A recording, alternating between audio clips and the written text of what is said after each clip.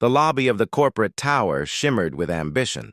Polished marble floors, glass walls, and the subtle scent of expensive cologne. Young professionals dotted the space, sharp in tailored suits and gleaming shoes, murmuring rehearsed answers as they scrolled through sleek portfolios. It was a world built on pedigree and polish. And then there was Lena. She sat quietly in a corner chair, dressed in a crisp white blouse and navy slacks. Her shoes, though clean, bore the marks of long hours and years of wear.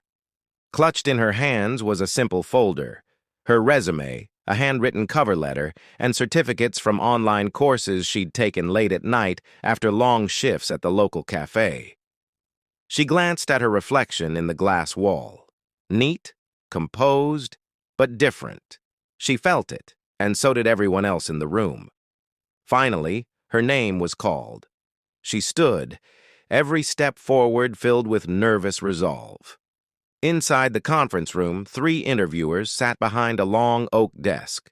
No smiles, no greetings, just cold, assessing eyes scanning her resume. Lena Salem, one of them read, raising an eyebrow. Are you related to Mr. Salim, the janitor here? She nodded. Yes, he's my father. A flicker passed between the panel. Amusement, disbelief.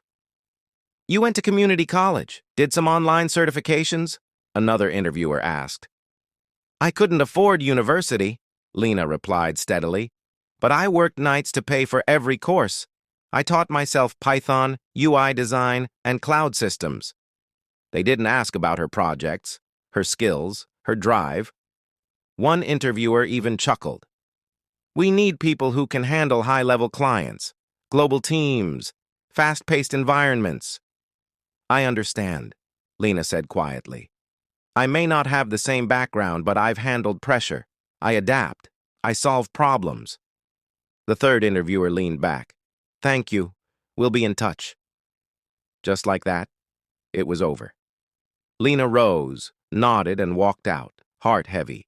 In the hallway, she passed her father mopping the floor. He looked up and read her face instantly. They didn't give me a real chance, Papa, she whispered. He leaned on his mop and smiled. That's okay, Beta. Let them underestimate you. Sometimes the world has to look down on you before it looks up. She wanted to believe him. But as the elevator doors closed, it felt like failure. Not because she wasn't good enough, but because no one bothered to find out. What she didn't know was that upstairs, chaos was brewing. On the 15th floor, panic had erupted. The CEO, Mr. Ralph, paced furiously while executives scrambled around disconnected laptops.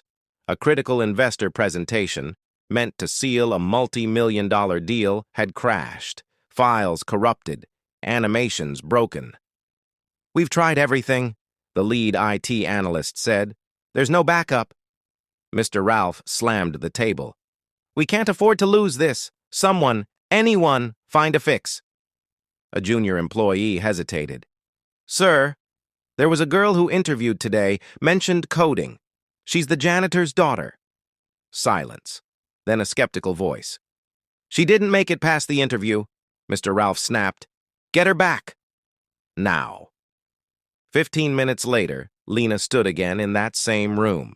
But this time, the air was different. The men who once dismissed her now watched with bated breath. I'll need 10 minutes, she said, walking to the main laptop.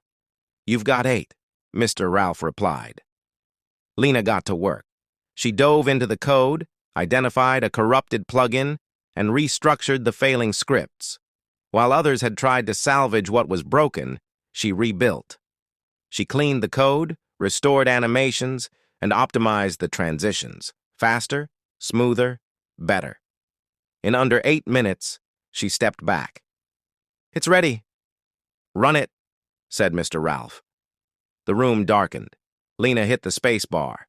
The presentation lit up. Flawless transitions, crisp graphics, perfect timing. It was better than the original. When the lights came up, no one spoke. Finally, Mr. Ralph approached. You did this without a team? Yes, Lena replied. I've been solving problems like this for years. One of the interviewers looked away in shame. We made a mistake. Mr. Ralph turned to his assistant. Get her a contract, not entry level. Put her on the product innovation team. Lena blinked. Are you serious? You showed more skill in 10 minutes than most people do in 10 months. You belong here. Downstairs, her father was still mopping when Lena found him. They called me back, she said, eyes glowing. I fixed something big. They hired me. He looked at her with quiet pride. I always knew you'd clean up more than floors one day. Together, they stood tall in the same building that once looked down on them. Because today, the janitor's daughter didn't just return. She rose.